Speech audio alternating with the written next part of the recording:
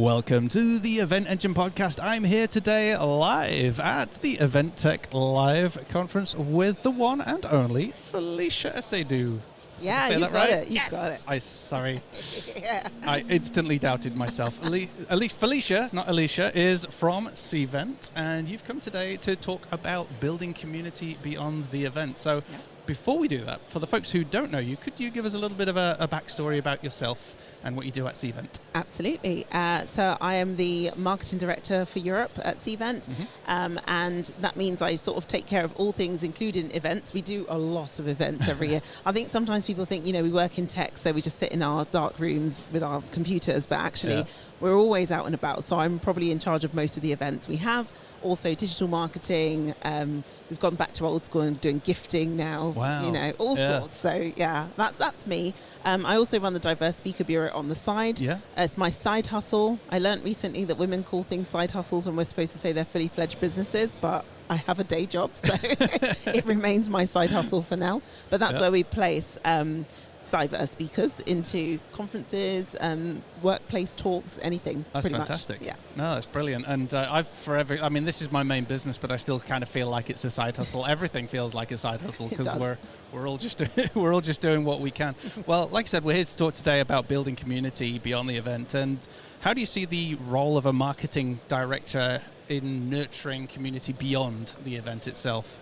So for marketers, I actually think we were ahead of the game with this. I think, when I used to sit next to an event planner in my an old role, and that event planner did seem, and I'm not going to, dismiss any event planners here, but did seem like he was running from one event to another. So it was just like, that one's finished, boom. And I was like, well, what happened with the leads? Not my problem. Yeah. Like, that's your problem. You're a marketer. I'm the event person. Can you just sort it out? Yeah. So I kind of think for marketers, we've always been about, the cookie crumbs and what did they do first, then what did they do next?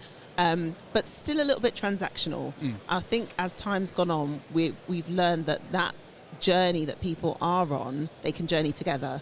And actually, if you build something where there's multiple people taking those actions together, they feel a little bit more like come alongside, and then they can talk about it and say, oh, hey, did you see that thing? Oh, yeah, that was really cool. And are you going to that next thing? Yeah, I'm going to be there. You'll be there. Oh, you're going. And it just feels better for the attendees and the people on that journey.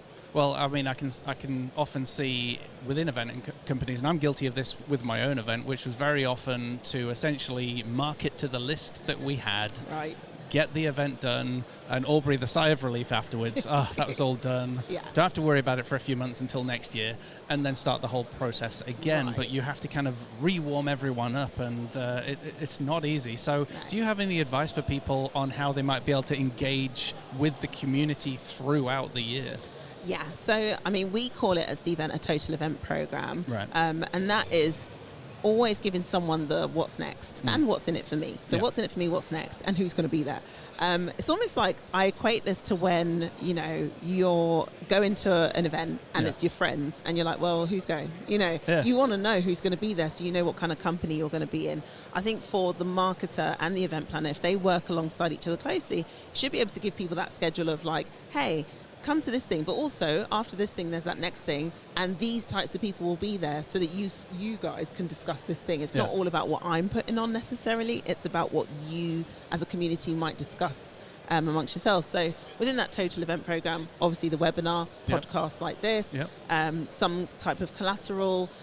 Even with that collateral, I work with a good partner, ICE, they're the in-house corporate event planner group, and they produce a report every year that then they get together and talk about. And they talk about the report before it gets produced. So they ask the people, what would you like to know about in the report? Oh, that's interesting. Yeah. And then you share the report, then they talk about it, and then they have follow-up meetings.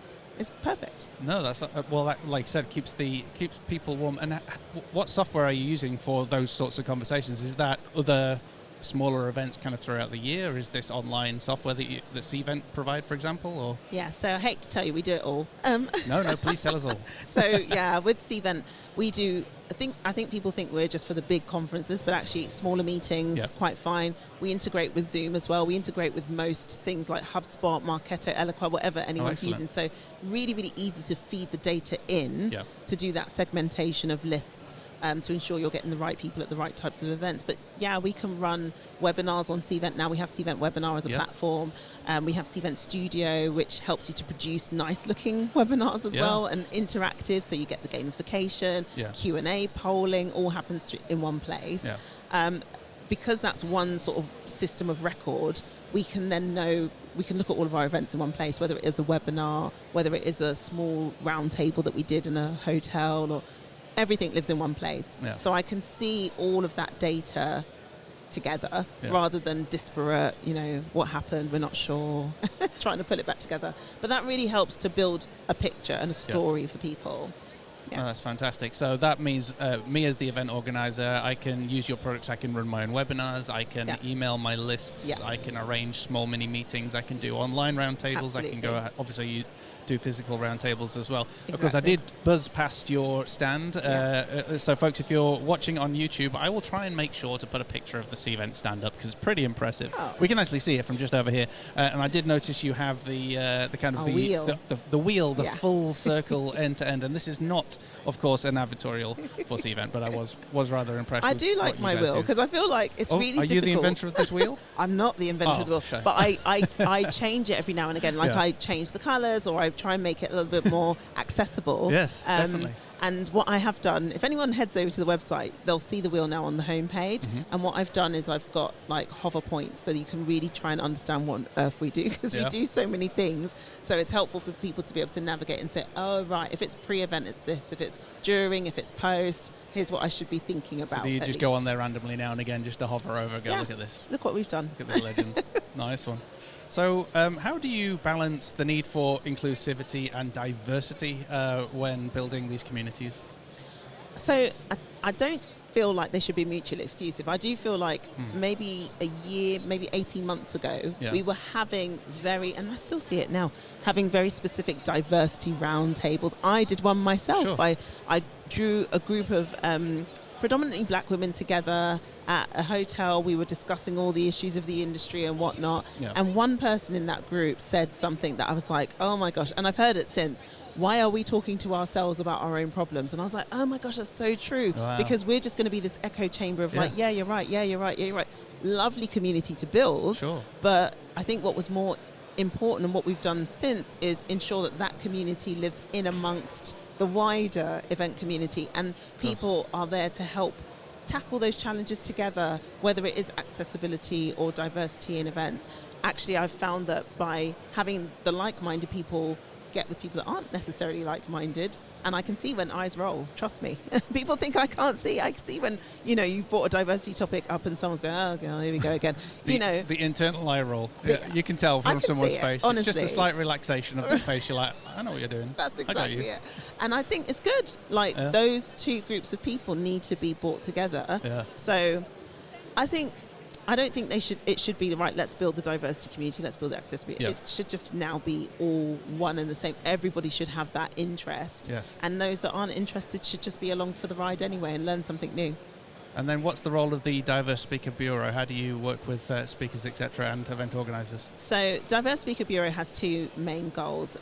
A, to ensure that people have access to diverse speakers, because I think one of the challenges that had come up is we don't know where to find them, we're not really sure what to do, and so we try to make it easier. So everybody on our books has a diversity. They're not necessarily, you can't necessarily see it. Sometimes it's neurodiversity, but you should just feel confident that if you work with Diverse Speaker Bureau, you can assure that someone is going to join your panel or your show that has some kind of diversity. So you can feel relaxed in that sense. And then the second thing is to empower those that didn't think they could speak to speak. So I've often wrangled people that have great personalities, and I've said, hey, you should join our books. If they have some kind of diversity, of course. And they go, me? And I say, yeah, because you're cool and you're fun and you've got something to say. And so it's to try and get a different, generation of speakers out there that aren't the same and have something different to offer. And then, quite often I think people, or in my own circumstance, so I ran an event, and we were making sure that we had a diverse group of speakers. We were looking for men, we were looking for women, we were looking for everything, race, everything we could possibly do. But I was kind of worried that I was doing it for the wrong reasons, and I felt a little bit guilty. Could you kind of talk into that? Like, why would I feel that? You feel that because it isn't a norm at the moment to fill your panel with diverse speakers, and people are doing it intentionally, and that's okay for now. Sure. I think when we get to a point where it's just a standard, you won't feel that way anymore. You'll just be like, oh, I've got speakers and they're all different. It just happens. Well, I'm thankfully really well connected, so it wasn't very hard, but there was just this part of me as well, was am I just choosing this person now because that ticks another box, i.e. the tokenism side of things, and I think that's what I was worried about. If we're really honest, there will be an element of that. But like I said, I remember when the whole Black Lives Matter thing happened, and like every advert on television had either a couple of color or a mixed family. Like it kind of still persists now, but it was overwhelming.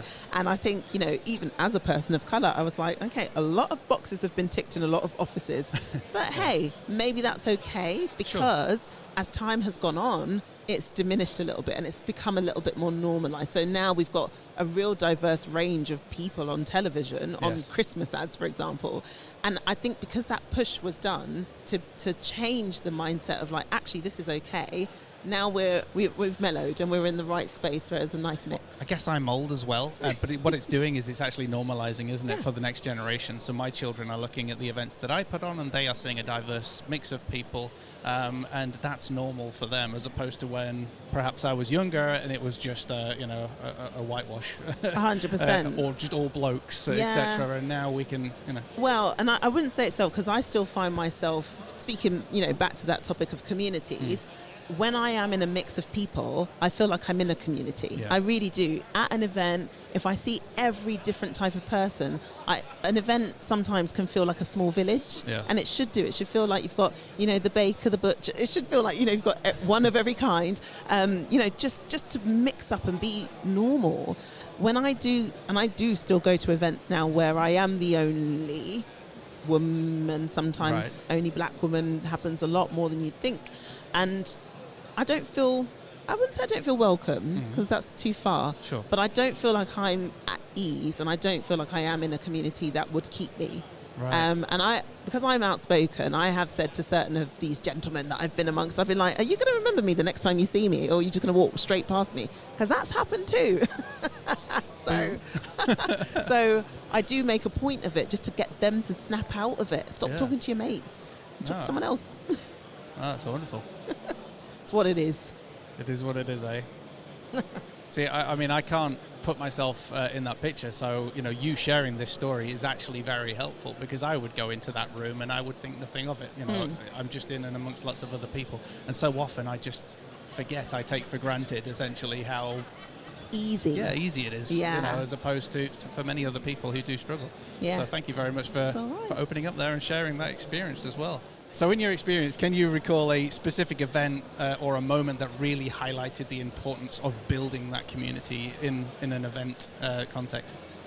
So I think events that do it really well are events that have the best intentions of the attendees at heart. And I'll be clear by saying things like, I mention Fast Forward 15 a lot when I'm on stage, because it is a very pure organisation. And what Fast Forward 15 does, run by Faye Sharp, is that they bring together mentors and mentees for a year-long program of mentorship, but they have events interspersed. And one of the main challenges every year for the mentees is to run an event that is for charity on a shoestring. So it's almost like being on The Apprentice or something, where it's like you've got no money, but you've got to go and run an event. And I think what they have done is they've built up over the years a community of suppliers, vendors, a community of well-wishers, a community of mentors, a community of mentees. They're all in the events industry in some way, shape or form, and it's become very organic.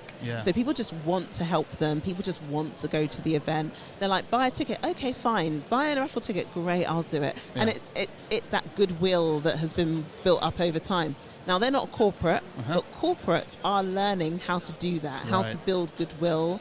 And if they have the best intentions of the attendees at heart, I think they win. Whereas if it's all about what I'm selling, what I'm doing, it doesn't. And again, I don't want to toot Cvent's horn, but I'll toot a little bit. But when I put together Cvent Connect Europe, which we just had recently, I'm always thinking, like, what's going to push the innovation of content? What's going to delight them for the opening? And this year we did like Joyful Joyful from Sister Act as the opening, but we just changed the lyrics. And it's fun, and people are just like, do you know what? I felt really uplifted. And I was like, because it's for you. I didn't do that opening for me. And we got a community choir. It's all in the name. Awesome. Because we could have spent a lot of money on that opening, but I was like, why? What are we really doing here? You know, we want to give something to community. We want to give something to our attendees. Let's bring them together. Why not? And everyone was just smiling and had the best time. So, I'll toot my own horn. I actually did a podcast recording maybe 2 or 3 years ago, which was all talking about outcome-driven events and kind of what the attendees' outcome above anything else, no matter what my outcomes are as the event organizer or as maybe sponsors or exhibitors, etc. The most important people are the attendees who are going to come year on year, who are going to be a part of your community, be it that you're emailing them, be it you've got them in a Facebook group, be that they're using the Cvent tech or anything like that. Really important that we put our attendees first. Felicia, thank you so much for your time. This has been wonderful. What's your impression so far of the event? So I'm so intrigued because I think our industry sometimes takes a bit of a kicking. And I'm really glad to see that there are people that are just here and showcasing technology at its best. And event technology is only growing. And I love the fact that Event Tech Live has grown. It's in Vegas, and you know, we went there as well. And I think it's showing a strength of industry. So I'm intrigued to see what people are doing. I'll be perusing over the next couple of days. Well, that is an epic sign back. Thank you very much. All right, thank you so much. Have a wonderful day. Enjoy the rest of the day. You too. Cheerio.